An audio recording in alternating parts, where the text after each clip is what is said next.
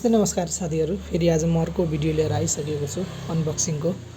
आज हामीसँग रहेको छ 1 TB को 1 टेराबाइटको पोर्टेबल SSD, जुन चाहिँ क्यारी गर्नु पनि एकदम इजी हुन्छ र तपाईहरुको एकदमै काम लाग्छ। यो चाहिँ तपाईहरुको इम्पोर्टेन्ट फोटो भिडियोजहरु अनि इम्पोर्टेन्ट डकुमेन्ट्सहरु फाइल्सहरु राख्नलाई र यो क्यारी गर्नलाई पनि एकदमै सिम्पल छ। र यसको अनबक्सिङ गरौँ के रहेछ यहाँ भित्र।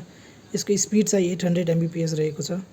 अनि यहाँ भित्र चाहिँ अनबक्सिङ गरेर हेरौँ के आउने रहेछ यहाँ भित्र।